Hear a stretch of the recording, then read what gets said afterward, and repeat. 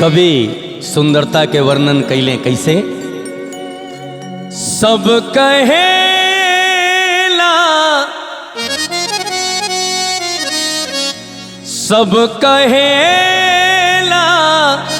कि बहुत सुघर बाड़ू तू, टोना लागे न काची उमरिया में, टोना लागे न काची उमरिया में। सब कहेला कि बहुत सुघर बाड़ू तू, सब कहेला कि बहुत सुघर बाड़ू तू, टोना लागे न काची उमरिया में, टोना लागे न काची उमरिया में।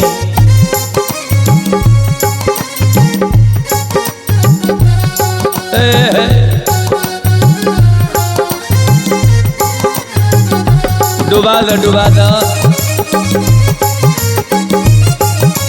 तू तो खाली भी रहे में रहेला।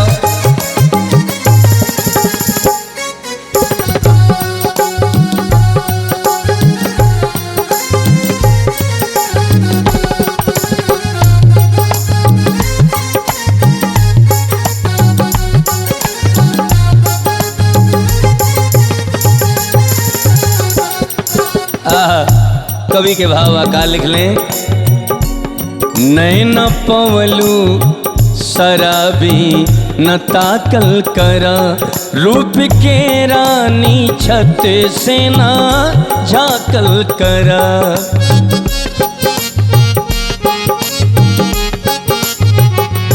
नैना पवलू शराबी न ताकल करा, रूप के रानी छत से ना झाकल करा।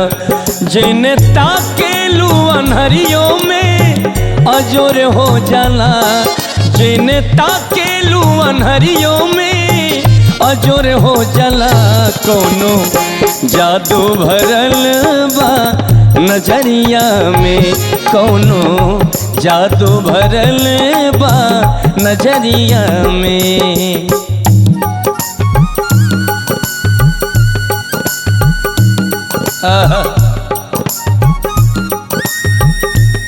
जिया जिया ये मनोज जिया।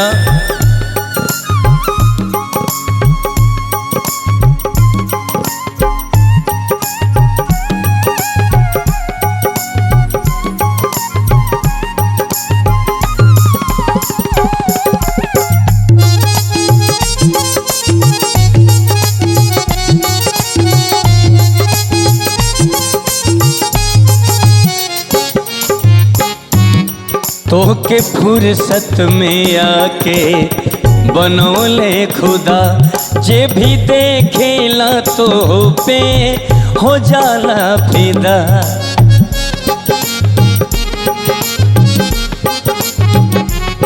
तोहके फुर्सत में आके बनौले खुदा, जे भी देखेला तो पे हो जाला फिदा।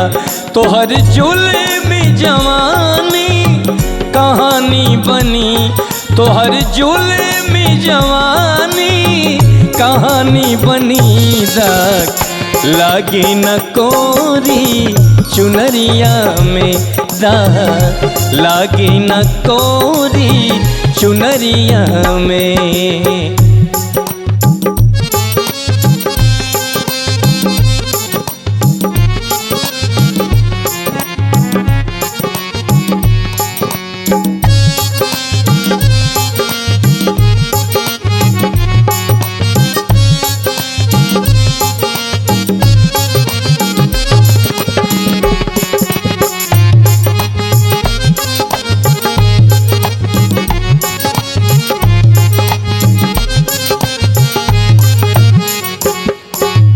और अंत में कवि का लिख लें।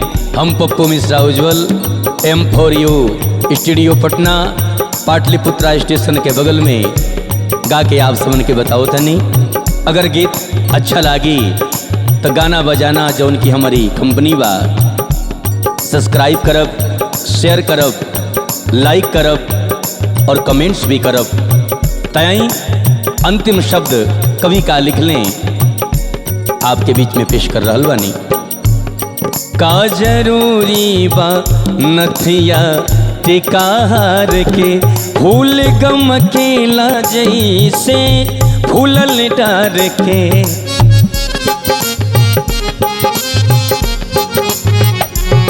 का जरूरी बा नथिया टिकार के, फूल गम केला जैसे फूलल डार के। राजमाली बिना फूल लोढ़े लगे, पप्पू माली बिना फूल लोढ़े लगे।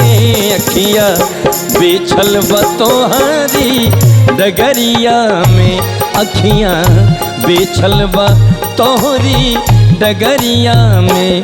सब कहेला कि बहुते सुघर बाड़ू तू, सब कहेला कि बहुते सुघर बाड़ू तू।